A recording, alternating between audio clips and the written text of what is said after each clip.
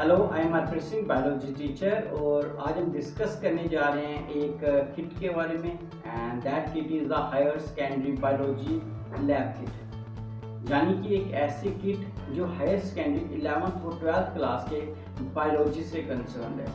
और अब बात करेंगे ये किट डिज़ाइन किसने की। तो ये किट जो डिज़ाइन की गई है, बनाई गई है, वो गई है दैट इज़ NCERT की तरफ से। और इसका मेन मकसद है दैट इज़ NEP 2020, यानी कि नेशनल एजुकेशन पॉलिसी 2020 को ध्यान में रखकर इस किट को डिज़ाइन किया गया है। अकॉर्डिंग टू NEP, आज के बाद जब भी हम छोटी क्लासेस से लेकर बड़ी क्लासेस को जब भी टीचर एक क्लास के अंदर पढ़ाता है तो उसको इस चीज़ का ध्यान रखना पड़ेगा कि जो भी टॉपिक पढ़ाया जाए उसके अंदर कुछ ना कुछ एक्सपेरिमेंटेशन, कुछ प्रैक्टिकल जरूर होने चाहिए, ताकि जो बच्चे क्लास के अंदर उसको समझ रहे हैं उनको पूरी तरह से समझ आए। उसके जितने भी सेंस ऑर्गन्स हैं वो इसमें इन्वॉल्व होने चाहिए और उसके ब्रेन का हर पार्ट जो उसके इफेक्टेड होना चाहिए। यानी कि अब आने वाले टाइम में हमें बच्चों को एक प्रैक्टिकल और एक्सपेरिमेंटेशन से पढ़ाना पड़ेगा।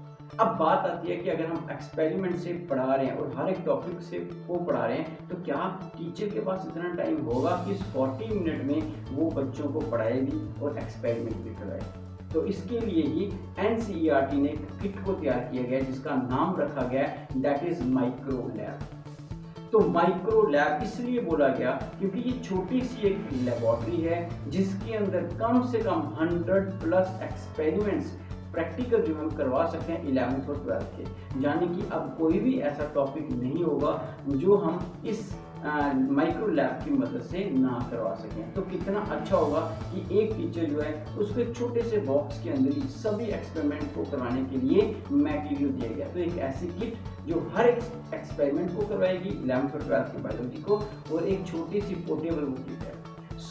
अब हम देखेंगे कि मेरा यहाँ पे काम रहेगा कि इस किट के अंदर क्या क्या है, ताकि जो भी टीचर इसको देख रहे हैं जिन्होंने आज से पहले कोई ट्रेनिंग सेशन नहीं लगाया, तो इस किट के अंदर क्या होगा और उस किट से या उस इक्विपमेंट से हम कौन से एक्सपेरिमेंट को करवा सकते हैं, उस सब के बारे में आपको नॉलेज है। अब हम बात करेंगे इस किट के अंदर है। तो जैसे आप यहाँ पे देख रहे हो मेरे पीछे, तो यहाँ पे आपको एक बॉक्स दिख रहा है जो स्टील का बॉक्स है। बड़ी अच्छी तरह से इसको डिज़ाइन किया गया है। इसके अंदर बहुत सारे चैम्बर आपको दिख रहे हैं, है ना, कंपार्टमेंट दिख रहे हैं, और अलग अलग कंपार्टमेंट के अंदर अलग अलग तरह का मटेरियल दिया गया है। साथ ही साथ इसके अंदर आपको मिलेगा एक दैट इज मैनुअल। ये जो मैनुअल है ये सबसे इम्पॉर्टेंट रहेगा इसके अंदर, क्योंकि इस मैनुअल के बिना आप इस किट को यूज़ कर ही नहीं सकते। तो ये जो मैनुअल है ये है क्या? Manual supplement the text book of 11th and 12th class. यानी कि 11th और 12th की बायोलॉजी की जो टेक्स्ट बुक है उसके अंदर जो सब टॉपिक्स हैं उनमें से फिल्टर करके एक्सपेरिमेंट्स निकाले गए, प्रैक्टिकल्स निकाले गए और उनको डिज़ाइन करके इसके अंदर डाला गया। तो ऐसे नियर अबाउट 70 प्रैक्टिकल्स हैं जो इसके अंदर डाले गए। उन प्रैक्टिकल्स को सिंपल वे में एक लेमैन की लैंग्वेज में किस तरह से हम करवा सकते हैं उसको यहाँ पे डिज़ाइन किया गया, और उस मटेरियल को कैसे यूज़ करना है, यानी उस प्रैक्टिकल को करने के लिए मटेरियल कौन सा चाहिए और किस तरह से उसको यूज़ करना है वो भी इसी के अंदर दिया गया है। तो यानी कि एक टीचर के लिए बहुत ही सिंपल हो जाएगा जब वो टॉपिक पढ़ा रहा होगा तो यहाँ से वो अपने जो प्रैक्टिकल्स निकाल सकते हैं, और उसके बाद इस प्रैक्टिकल को करने के लिए जो इक्विपमेंट है वो आपको बॉक्स के अंदर मिल जाएगा, वहाँ से बच्चों को आराम से करवा सकते हैं। तो ये बड़ा ही आसान हो जाएगा। जैसे छोटी सी एग्जांपल दूंगा, अब मोनोहाइब्रिड एंड डाईहाइब्रिड करवाते हैं क्लास के अंदर तो सीधा बोर्ड के अंदर करवाते हैं, लेकिन नहीं,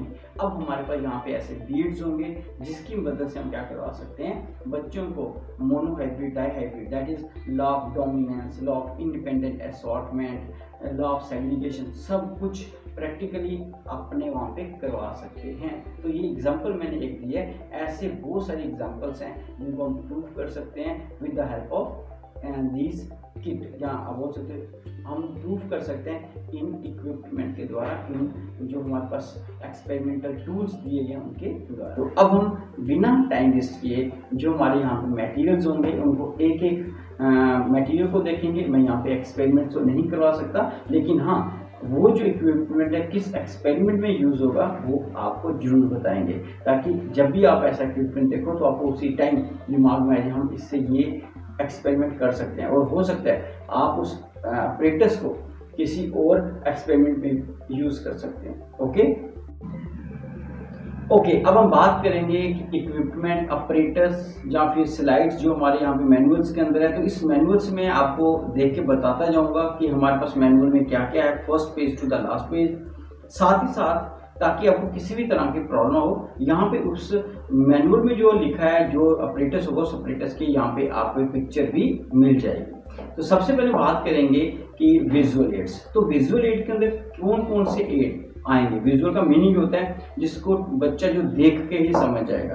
तो इसके अंदर विजुअल एड में कुछ मॉडल्स दिए गए हैं। तो वो एक हमारे पास कार्ड्स है, जैसे आप यहाँ पे देख रहे हो, ये आपके पास एक पेपर कार्ड्स हैं जिसके ऊपर आपको एक डायग्राम्स भी होंगी, उसकी पिक्चर होगी, कलरफुल पिक्चर होगी, और साथ ही साथ उसके नीचे आप देखोगे उसकी डिस्क्रिप्शन भी होगी। जैसे कि यहाँ पे amoeba, plasmodium, hydra, liver fluke, round worm, earthworm, leech, cockroach, ऐसे बहुत सारे नियर अबाउट अगर आप यहाँ पे देखोगे हमारे पास 50 विजुअल्स होंगे। 50 विजुअल का मीनिंग हो गया कि 50 आपने प्रैक्टिकल्स एक्सपेरिमेंट बच्चों को करवाएं, क्योंकि एक जो हमारा विजुअल कार्ड होगा वो एक एक्सपेरिमेंट के लिए होगा या एक किसी ऑर्गेनिज्म को डिफाइन करता है। तो इट मीन्स ये जितने आप कार्ड देख रहे इसके अंदर 50 कार्ड्स आपको विजुअल मिलेंगे, जिसकी मदद से बच्चा बड़े आराम से उसको समझेगा, डायग्राम को देखेगा, और हो सकता है वैसी डायग्राम उसके आगे पीछे भी जरूर हो। इसके साथ साथ हमारे पास एक और विजुअल मॉडल है, दैट इज ह्यूमन स्केलेटन। जैसे आप यहाँ पे देख रहे हो, ह्यूमन स्केलेटन की जितनी भी बोन्स है, 206 बोन्स हैं, वो प्लास्टिक का छोटा सा मॉडल है, और उसको देख के बच्चे समझ सकते हैं कि भाई इसकी कौन सी जो ह्यूमरस बोल सकते हो है, कौन सी इसमें फ्यूमर है, कौन सी रेडियस है, कौन सी अल्ना है, क्या स्कल के अंदर कितनी हड्डियां हैं, वो सब इसमें से वो कर सकता है और समझ सकता है। तो ऐसे हम बता देते हैं स्कल यहाँ पे है, लेकिन जब हमारे पास पूरा मॉडल होगा तो उस मॉडल की मदद से बच्चों को बड़े आराम से उसको समझा सकते हैं। तो ऐसा यूनिट जो है वो 11th में है और यहाँ ये उसको पूरा सॉल्व कर सकते हैं। इसके साथ साथ हमारे पास कुछ विजुअल जो हमारे मॉडल्स हैं वो क्या हैं, that is acrylic embedded specimens. So acrylic embedded specimens यानी कि जैसे आप पीछे देख रहे हो, यहाँ पे हमने एक लगाया है, शायद हड्डी लगा होगा, किसी का भी हो सकता है। तो इसमें क्या है कि ये हमारे पास जो लाइव स्पेसिमेंस होते हैं, जैसे कि हमारे कुछ प्लांट्स हैं, छोटे छोटे प्लांट्स हैं, जिनको ज़्यादा देर तक हम अपने पास नहीं रख सकते, क्योंकि ना तो ये कोई प्लास्टिक का स्केलेटन है, ना ही ये कोई कार्ड है। तो ये एक एक्चुअल में लाइव स्पेसिमेंस होते हैं। उन्हीं लाइव स्पेसिमेंस को हम बाद में क्या करते हैं, ड्राई करके या फिर हम उनको एक पर्टिकुलर सोल्यूशन के अंदर डाल के एक उसके दोनों साइड से हम क्या करते हैं, एक ग्लास के अंदर उसको प्रिजर्व कर देते हैं, और इसी को नाम दिया गया that is acrylic embedded specimens. तो यहाँ पे हमारे पास ये lichen, Dryopteris, Salvinia, Pistia, Hydrilla, Marsilea, Marchantia, Funaria, Utricularia, legume of legume, root reduce, ये इसके अंदर रहेगा, ऑक्जेलिस प्लांट्स है। तो इस तरह से हमारे पास ये बहुत सारे नियर अबाउट ऑफ 11-12 स्पेसिमेंस हैं किसके, that is acrylic embedded specimens के। तो ये भी बच्चों के लिए बड़ा अच्छा। अगर 11 है तो इट हम 11 अलग अलग तरह के ऑर्गेनिज्म को स्टडी करें, जो बच्चे पहले से बुक्स के अंदर देखते थे, अब वो खुद उनको देखेंगे, हाँ ये हमारे घर तो है। तो ऐसे बड़ी सारी चीज़ें जो बच्चों के अपने आस पास नहीं होती हैं, लेकिन उनको पता ही नहीं होता इस चीज़ के बारे में, तो यहाँ से उनको ये आइडिया मिल जाएगा एक्चुअल स्पेसिमेंस को देख के कि ये हमारे कितने काम के और इससे कितनी अच्छी प्रैक्टिकल नॉलेज उनको मिल सकती है। इसके साथ हमारे पास कुछ परमानेंट स्लाइड्स हैं। तो जैसे आप यहाँ पे देख रहे हो, तो एक बॉक्स है जिसके अंदर बहुत सारी परमानेंट स्लाइड्स हैं। कौन कौन सी परमानेंट स्लाइड्स हैं तो वो भी हम देखेंगे। तो यहाँ पे हमारे पास जो परमानेंट स्लाइड्स हैं वो हैं that is TS of Nerium leaves, TS of lotus petioles और stem, LS that is vertical section of the shoot apex and root apex of a dicot। उसके बाद बोगनविलिया, जाइलम एंड फ्लोएम। इसी तरह से हमारे पास बैक्टीरिया, स्पिरिलियम्स है, ऑक्सीलिटोरिया है, स्पाइरोगैरा है, राइजोपस है, यीस्ट बडिंग है, एमीबा है, एंट अमीबा है, प्लाज्मोडियम है, transfer section of sunflower stem है, transfer section of maize stem होगा, transfer section of sunflower root होगा, transfer section of the maize root. इसी तरह से कोलन काइमा, स्क्लेरन काइमा, पेरन काइमा, सभी के सभी स्लाइड्स जो सालों साल हमारे पास रहने वाले हैं। तो मान लो कि अगर हमारी 21 स्लाइड्स हैं तो 21 एक्सपेरिमेंट, 21 प्रैक्टिकल्स और 21 टॉपिक जो हमारे क्लियर हो सकते हैं इन स्लाइड की वजह से। तो खुद सोचो, ये जो परमानेंट स्लाइड्स की हमने बात की, ऐसे ही हमारे पास prophase, metaphase, anaphase, meiosis, mitosis की भी स्लाइड्स इसके अंदर आपको मिलेंगी। तो अगर हम देखें जो अभी तक हमने देखा तो ये क्या था, ये सारे का सारा हमारे पास स्लाइड्स थी, कुछ कार्ड्स थे, कुछ एक्रेलिक एम्बेडेड स्पेसिमेन थे, जिनकी मदद से हम बच्चों को काफ़ी कुछ बता सकते हैं। तो यहाँ पे हमें कुछ नहीं करना है, सिर्फ बच्चों को स्लाइड माइक्रोस्कोप में लगानी है, दिखानी है, बच्चों को एक्रेलिक मॉडल एक एक पकड़ा देना, बच्चा खुद देखेगा और उसको जांच करेगा और अपनी नॉलेज को क्लियर करेगा। इसी तरह से हमारे पास पेपर है, पेपर फटने वाले तो है नहीं, तो बच्चों को दिखा सकते हैं, बच्चे आराम से कर सकते हैं। अब हम बात करेंगे इसके अलावा कुछ ऐसा भी ऑपरेटर्स हैं इस किट के अंदर जो ऑलरेडी आप जानते हो, लेकिन कहाँ कहाँ पे यूज होंगे वो भी हम बताएंगे और किसकी मदद से बताएंगे, ये सारा हम मैनुअल की मदद से ही बताएंगे। तो मैनुअल के अंदर ऑलरेडी सब कुछ मेंशन है, उसी से हम आपको बताएंगे। तो सबसे पहले हम देखेंगे यहाँ पे हमारे पास होगा लेंस क्लीनिंग फ्लूइड, जैसे आप यहाँ पे देख रहे हो। तो लेंस क्लीनिंग फ्लूइड की एक बॉटल है जिसका काम क्या होगा, जो माइक्रोस्कोप के लेंस होते हैं उनको साफ करने के, क्योंकि माइक्रोस्कोपिक जो लेंस होते हैं बड़े ही सेंसिटिव होते हैं, उस पर थोड़ा सा भी डस्ट पार्टिकल अगर पड़ जाए तो हो सकता है कि वो हमें वहाँ पे बहुत ही ज़्यादा मैग्नीफाई कर दे उसको और हमें कुछ दिखाई ना दे, इसलिए इसको साफ करने के लिए यहाँ पे दिया गया, that is lens cleaning fluid. इसी तरह से लेंस क्लीनिंग पेपर है, तो ये पेपर काफ़ी बड़ा है, जैसे आप देख रहे हो पीछे इसका रोल है पूरा का पूरा, और ये भी हम टाइम टू टाइम यूज़ करेंगे लेंस को साफ करने के लिए। साथ ही साथ यहाँ पे क्या है, डाइसेक्टिंग नीडल्स। तो ये डाइसेक्टिंग नीडल पता ही है, अगर आप फ्लोर का कोई डाइसेक्शन कर रहे हो या कोई किसी तरह के एनिमल की डाइसेक्शन कर रहे हो तो हम वहाँ पे इसको यूज़ कर सकते हैं। तो ये क्या होता है, ज़्यादातर टीजिंग एंड माउंटिंग के लिए यूज़ करते हैं, या फिर अगर आप सेक्शन कटिंग कर रहे हो तो ब्रश और नीडल की मदद से हम उस सेक्शन कटिंग का जो मटेरियल उसको उठा के स्लाइड पे रखते हैं। शार्प एज नाइफ, जैसे आप देख रहे हो, अब शार्प एज नाइफ है तो किस काम है, हमारे पास आपने देखा होगा 11th या 12th के अंदर रिप्रोडक्शन में हमारे पास कटिंग, लेयरिंग, ग्राफ्टिंग के प्रोसेस वो उनके लिए करना यूजली है। Cutting the twig, chopping, cutting tissue, तो किसी भी तरह की कटिंग करनी है आपको तो उसको आप यूज़ कर सकते हो। तो ऐसा नहीं है कि जो यहाँ पे बताया गया आप वैसा ही करो, कहीं पे भी यूज़ होता है, ये एक कॉमन यूज़ के लिए भी है, नाइफ किसी तरह की भी आप कटिंग कर सकते हो इसकी मदद से। रेजर है, एक piece, section of stem and root के लिए इसको यूज़ किया जाता है। उसके बाद आप देखोगे थ्रेड है इसके अंदर जो 5 मीटर है, तो वो ज़्यादातर हम बैग को टाई करने के लिए होता है, जनरल लेबॉर्ट्री यूज़ के लिए होता है। तो हम कई बार इसकी मदद से, इस धागे की मदद से एक क्लास में एक थोड़ा सा फन वे से हम बताते हैं, that is food chain and food web, जिसमें हम एक सन को आगे रख देंगे, फिर सन को धागा दे देंगे और कहेंगे आगे जो हार्बीवोर्स होंगे उस धागे को पकड़ेंगे, फिर वही धागा जो आएगा। तो उससे मैंने पहले ही बोला, जरूरी नहीं है कि आपको इस मैनुअल पे ही रिस्ट्रिक्टेड लेना है, अगर उस थ्रेड को यूज़ कर सकते हैं, बहुत बार इस थ्रेड को यूज़ करके फूड चेन, फूड वेब या और भी बड़े सारे एक्टिविटीज़ क्लास में करवाते हैं जो बायो से रिलेटेड होंगे, किसी और भी सब्जेक्ट से रिलेटेड होगी, तो उसके लिए भी यूज़ कर सकते हैं।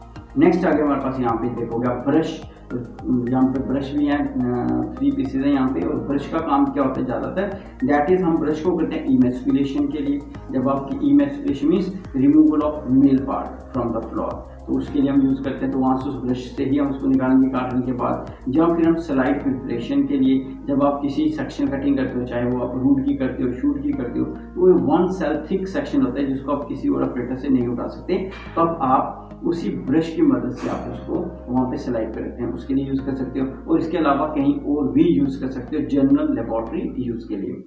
इसके बाद हम बात करेंगे ग्लोव्स। तो यहाँ पे ग्लोव्स भी दिए गए हैं, जो एक पेयर है इसके अंदर, वो दिया गया टू हैंडल कोहेसिव केमिकल्स, यानी कि अगर कोई भी आप ऐसा केमिकल से रिलेटेड काम कर रहे हो, सॉइल से रिलेटेड काम कर रहे हो, कहीं पे स्पेसिमेन को कलेक्शन के लिए गए हो, ब्रायोफाइट, जिम्नोस्पर्म की कलेक्शन के लिए गए हो, तो वहाँ पे आपको लगता है कि कोई इन्फेक्शन हो सकती है ना, बच्चों को या आपको, तो आप उन ग्लव्स को यूज़ कर सकते हो। तो केमिकल के दौरान या फिर कहीं पे कलेक्शन के लिए गए हो तो वहाँ पे भी आप इनको यूज़ कर सकते हो। नेक्स्ट इसके अंदर आप देखोगे रबर बैंड है, एक पैकेट, जिनको लेबॉर्ट्री में अलग अलग किसी की पैकिंग के लिए यूज़ कर सकते हो। कोई मटेरियल आप कहीं से कलेक्ट करके लाए तो उसको अपने बांधने टाई करना है तो उसके लिए इसको भी यूज़ कर सकते हो। सीजर, यहाँ पे 4 पीसेज हैं यहाँ सीजर के, ये भी लेबॉर्ट्री यूज़ के लिए। सीजर कहीं पे भी कटिंग के लिए काम आ सकता है, किसी ग्राफ पेपर को काट रहे हो, कोई लेंस के लिए, क्लीनिंग के लिए पेपर काट रहे हो, तो ये जनरल पर्पज़ के लिए आप कटिंग के लिए यूज़ कर सकते हो। कॉटन एब्जॉर्बेंट, तो अब कॉटन एब्जॉर्बेंट भी देख रहे हो, अब यहाँ पे पीसेस पड़े हुए हैं बस 100 ग्राम का। तो यहाँ पे जो है सैलिवा कलेक्शन के लिए आपको पता है कि एमाइलेज का एक टेस्ट होता है, उसके लिए हम यूज़ करते हैं, या फिर जनरल लेबोरेटरी यूज़ के लिए भी कर सकते हो, या फिर सीड की आप अगर कोई जर्मिनेशन करवा रहे हो उसके लिए भी इसको यूज़ कर सकते हो। तो ये हमारे पास रहेगा, दैट इज कॉटन। नेक्स्ट आ गया कैविटी ब्लॉक टाइल्स, जो हमारे पास 2 पीसीज है, ये भी सेलुलरी एमाइलेज का जो एक्टिविटी है उसके लिए हम इसको यूज़ करेंगे। नेक्स्ट मेजरिंग टेप, तो आपको पता ही मेजरिंग टेप जो मेजर करने के लिए होता है, तो ये कौन से एक्सपेरिमेंट में यूज होगा, ये होगा पॉपुलेशन डेंसिटी या फिर क्वाड्रेंट मेथड, जिसमें हम क्या करते हैं, 1 स्क्वायर का हमें किसी भी डायमेंशन का हमें एक स्क्वायर बनाना होता है, तो वो तभी बना सकते हैं अगर हमारे पास एक मेजरिंग टेप होगी, तो उसकी मदद से कर सकते हैं। ग्लू रहेगा इसके अंदर, तो जो ग्लू है वो भी लेबोरेटरी यूज के लिए रहेगा। उसके बाद यहाँ पे हमारे पास देखा होगा कॉर्क पड़ी हुई है, तो कुछ कॉर्क से यहाँ पे कॉर्क जो है वो ज़्यादातर हम कहाँ पे यूज़ करते हैं, या अगर आप किसी बीकर को या कोई भी आपके पास फ्लास्क या वहाँ पे लगा देते हो, किसी भी ऐसे ऑपरेटर्स को बंद करते हो ताकि जो अंदर एक्टिविटी वो बाहर ना आए। तो यहाँ पे हमारे पास ट्रांसपीरेशन का एक एक्सपेरिमेंट है, प्रैक्टिकल है, उसके लिए हम यहाँ पे इस कॉर्क को यूज़ करेंगे, जिसके ऊपर आप देखोगे एक होल भी होगा, और उस होल से आप देखोगे कोई भी आप पिपीड या कोई भी चीज़ बाहर निकाल सकते हो, जिससे कि आप वहाँ पे प्लांट लगा सकते हैं उस होल में, ताकि हम वो एक्टिविटी जो है वो ऑब्जर्व कर सकें।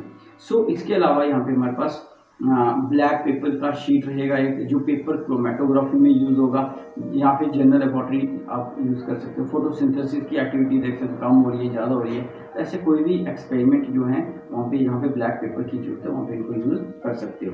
इसके अलावा यहाँ पे हमारे पास सबसे इंपॉर्टेंट चीज़ यहाँ पे देखिए, हमारे पास बीड्स हैं, 64 बीड्स हैं डिफरेंट कलर के, आप देखोगे तो 64 येलो प्लास्टिक बीड्स हैं, 64 ग्रीन प्लास्टिक बीड्स हैं, 64 रेड प्लास्टिक बीड और 64 वाइट प्लास्टिक बीड।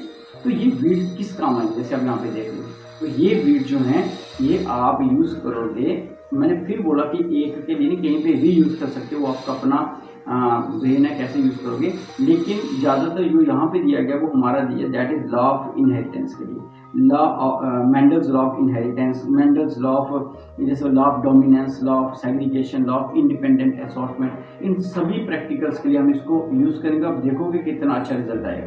तो किस तरह से यूज़ करना है वो इस प्रैक्टिकल के अंदर बताया गया। तो जैसे सिंपल आपने अगर रेड फ्लोर को वाइट फ्लोर से आप क्रॉस कर रहे हो, तो बच्चों को आप एक छोटी सी ऑपरेटर्स के अंदर 2 आप रेड डाल दो, 2 आप वाइट डाल दो, दूसरे ऑपरेटर्स के अंदर कोई भी फ्लास्क के अंदर किसी में भी, तो बता सकते हो ये बॉडी है, उसके अंदर ये हमारे 2n आ गया, दैट इज जेनेटिक लेवल आ गया। फिर उसमें से एक निकालोगे, एग और दूसरा निकालोगे, स्पर्म दोनों को फ्यूज करोगे, तो वो हमारी फर्स्ट जनरेशन आ गई। इस तरह से इसको प्रोसीड करते रहेंगे तो हमारे पास क्लियर होता जाएगा कि कौन सा चीज कहाँ पे जा रहा है। अदरवाइज हम इसको ही कहाँ पे करते हैं, बोर्ड के ऊपर, capital R capital R capital R small R, तो यहाँ पे हम कलर की मदद से उनको बता सकते हैं। तो ये भी इसमें बड़ा इंपॉर्टेंट रहेगा। बड़ी सारी छोटी छोटी चीज़ जो आपको पता है वो मैं यहाँ से छोड़ रहा हूँ, लेकिन उसके अलावा जो इम्पोर्टेंट है वो बता रहा हूँ। जैसे यहाँ पे हमारे पास टैग है, तो टैग का क्या मीनिंग होगा, तो जो फाइल्स पे लगाते हैं टैग, वैसे ही टैग यहाँ पे पूरा इन्होंने बंडल दिया हुआ है, तो उस टैग को हम यूज़ कर सकते हैं बैगिंग के लिए, टैगिंग के लिए। जो हमारा कहाँ पे आता है, ये ब्रीडिंग एक्सपेरिमेंट में, तो वहाँ पे टैग लगाना होता है, उस टैग में हम इसको यूज़ कर सकते हैं। और इसके साथ यहाँ पे रोप है, जैसे देख रहे हो, तो रोप भी हमारे पास 4 मीटर का यहाँ पे, और ये सैची डिस्क एक्सपेरिमेंट है जिसके लिए हम इसको यूज़ करेंगे। नेक्स्ट हमारे पास कुछ नेल्स पड़े हुए हैं, जो नेल है वो किस काम आएंगे, तो नेल यहाँ पे हमारे काम आएंगे, दैट इज आपने देखा होगा हमारे पास क्वाड्रेंट पॉपुलेशन मेथड जो उसके लिए यूज़ करेंगे, तो हमें चारों साइड नेल लगा के फिर उसके ऊपर थ्रेड लगाना होता है, तो नेल होगा तो यूज़ होगा। इसी के साथ हैमर भी चाहिए, उस नेल को लगाना है या कोई और पर्पज़ के लिए, तो हैमर भी हम क्वाड्रेंट मेथड में नेल को लगाने के लिए यूज़ कर सकते हैं। इसके अलावा यहाँ पे टॉवल का एक पीस पड़ेगा, तो वो टॉवल जो है उस टॉवल को हम यूज़ कर सकते हैं जनरल पर्पज़ के लिए। साथ ही साथ जो मैंने बोला था मेंडल की जो एक्सपेरिमेंट्स हैं उसमें अगर आप सीड को बताना चाहो या ये हमारे पास डाइहेब्री मोनोहेब्री क्रॉस को अपने करवाना है, तो उस टॉवल पे रख के भी आप बता सकते हो। तो ये भी एक सिंपल मेथड है जहाँ पे हम इसको यूज़ कर सकते हैं। पेपर क्रोमेटोग्राफिक पेपर, तो ये पता ही है पेपर क्रोमेटोग्राफी में यूज़ होगा। तो ऐसे 6 शीट्स हैं पेपर क्रोमेटोग्राफी की जो इसके अंदर रखी गई हैं। साथ ही साथ यहाँ पे ग्राफ पेपर रहेगा। ग्राफ पेपर आपको कहाँ पे यूज़ कर सकते हो, तो ये है पॉपुलेशन फ्रीक्वेंसी जो है उसको मेजर करने के लिए कि कहाँ पे ज़्यादा कहाँ पे कम है, तो वो हम ग्राफ पेपर से ही कर सकते हैं। तो वो भी इसके अंदर रहेगा। ब्रश फॉर बॉटल वॉशिंग, तो कुछ ब्रश रखे हुए यहाँ पे जिससे हम बॉटल जो भी हमारे अपरेटस उनको साफ करने के लिए यूज़ कर सकते हैं। और बड़ी इंपॉर्टेंट चीज़ है दैट इज़ हर्बेरियम शीट। तो हर्बेरियम शीट जो होता है ज़्यादातर बच्चे वहाँ पे ही हम बोर्ड पे ही बना के बता देते हैं। यहाँ पे पूरा एक जो एक्चुअल साइज होता है हर्बेरियम शीट का वो एक शीट इसके अंदर है, और उस शीट से हम बच्चों को हर्बेरियम कंसेप्ट जो है हर्बेरियम शीट का वो क्लियर करा सकते हैं कि राइट हैंड साइड पे क्या होता है, ऊपर कितना लिखा होता है, किस तरह से हमें कहाँ पे पेड़ लगाना है। तो एक हर्बेरियम शीट को किस तरह से पूरा तैयार कर सकते हैं वो इसकी मदद से भी बता सकते हैं। तो ये preparation of herbarium sheet of flowering plant के लिए यूज़ किया जाएगा। तो ऐसे और बड़ी सारी चीज़ें, बॉटलिंग पेपर है कुछ हमारे पास, ब्लॉटिंग पेपर है एक पीस का जो स्लाइड प्रिपरेशन के लिए यूज़ करते हैं, जनरल लेबोरेटरी यूज़ के लिए करते हैं। तो ब्लॉटिंग पेपर का मेन काम आगे कि अगर कोई एक्स्ट्रा वाटर है कुछ है तो उसको सो कर लेगा, तो इससे भी हम यूज़ कर सकते हैं। फिल्टर पेपर है हमारे पास, पीएच पेपर रहेगा। तो पीएच पेपर ज़्यादा यहाँ पे किसके लिए यूज़ करेंगे, that is preparation of buffers for various experiments. ठीक है, तो हमारे पास पिपेट्स रहेंगी, पिपेट्स डिस्पेंसर एक पीस पड़ा हुआ है, to be attach to the pipette for dispensing liquids, इसके लिए यूज़ किया जाएगा। इसके अलावा पेट्रोलियम जेली है, तो ये एक एक्सपेरिमेंट है दैट इज SPM एक्सपेरिमेंट, उस एक्सपेरिमेंट के लिए हम इसको यूज़ करेंगे। नेक्स्ट बॉइलिंग टेस्ट ट्यूब, तो ये पता ही आपको, ये हमारे पास रेस्पिरेशन का रेट ऑफ रेस्पिरेशन एक्सपेरिमेंट है। Activity of amylase, cellular amylase, उसके लिए हम उस एक्सपेरिमेंट के लिए इस बॉइलिंग टेस्ट ट्यूब को यूज़ कर सकते हैं, जो 2 पीसेज होंगे हमारे इस किट के अंदर। इसके अलावा हमारे पास बीकर्स हैं अलग अलग तरह के, ग्लास रॉड है, तो ग्लास रॉड का काम क्या रहता है, स्टीरिंग। तो ग्लास रॉड किस लिए यूज़ करते हैं, कोई भी चीज़ को मिक्स करना है उसके लिए हम यूज़ कर सकते हैं, प्रिपरेशन ऑफ स्टीम्स के लिए यूज़ कर सकते हैं। उसके अलावा यहाँ पे हमारे अंदर that is cover glass squares हैं, एक पैकेट है that is temporary mount slides बनाने के लिए, छोटे छोटे रहते हैं ग्लास, जब कोई टेम्परेरी तो उसके ऊपर रहते हैं ताकि वो आगे पीछे हिल ना सके, उसकी जो मूवमेंट होती है उसको रोकने के लिए होते हैं, तो इसको भी हम यूज़ कर सकते हैं। पैट्री डिश रहेंगे, फनल्स हैं, तो इनको बताने की जरूरत नहीं है क्योंकि ऑलरेडी आप यूज़ करते हो। तो फनल का काम क्या होता है आपको पता ही है, फिल्ट्रेशन लिक्विड की या फिर स्टेन की, तो हम कभी भी फिल्ट्रेशन करनी है उसके लिए फनल को ही यूज़ करेंगे। मेजरिंग सिलेंडर होते हैं हमारे पास दैट इज 100 ml का जो एक पीस है, measuring liquid for various experiments. तो बड़े सारे ऐसे एक्सपेरिमेंट्स होते हैं जिसमें हमें लिक्विड को मेजर करके ही डालना होता है, तो उस एक्सपेरिमेंट के लिए हमें किसको यूज़ करना है, दैट इज सिलेंडर को, मेजरिंग सिलेंडर। इसमें मेंशन होता है कि इसके अंदर कितना ml हम डालेंगे, या फिर पूरा का पूरा बॉटम टू टॉप तक वो पूरा का पूरा उसको मेजर करके इस पर डिफरेंट मार्क्स किए होते हैं। नेक्स्ट हमारे पास है कैपिलरी ट्यूब, जो 10 पीसेस का जो सेट होता है उसमें हमारे पास 2 सेट्स हैं, ये पेपर क्रोमेटोग्राफी के लिए यूज़ किया जाएगा।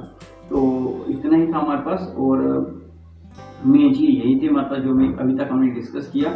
तो क्या क्या था इसके अंदर, सबसे पहले हमने देखा कि इसके अंदर आपने देखा कि परमानेंट स्लाइड्स पड़ी हुई हैं, पूरे का पूरा पैक है इसके अंदर। उसके बाद एक्रेलिक जो हमारे पास सैंपल थे वो पड़े हुए हैं, साथ में हमारे पास पेपर जो कार्ड शीट्स हैं वो पड़ी हुई हैं, जिसको हमने बोला कि देख के हम बच्चे को वहाँ पे मेंशन किया होगा कि उसके फीचर्स भी हैं, डायग्राम भी है, तो वहाँ से बच्चों को बहुत ही ज़्यादा सीखने को मिलेगा और टाइम भी हमारा बड़ा ही ज़्यादा बच जाएगा। लेकिन कुछ एक्सपेरिमेंट्स हैं बच्चों को फील्ड में लेके जाके करने पड़ेंगे, क्लास के अंदर करवाने पड़ेंगे, उसके लिए भी यहाँ पे हमने देखा बहुत ही ज़्यादा ऑपरेटर्स मटेरियल पड़ा हुआ है। तो अब आपको खुद लगना चाहिए कि इतना सारा मटेरियल अगर हमारा यहाँ पे है, इतना सारा हमारे पास एक छोटी सी किट के अंदर मटेरियल पड़ा हुआ है, तो हम इसको माइक्रो लेबोरेटरी का नाम दे सकते हैं, है ना।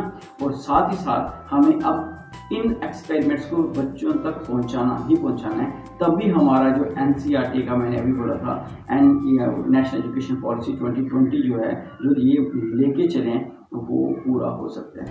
तो thank you very much for watching this video.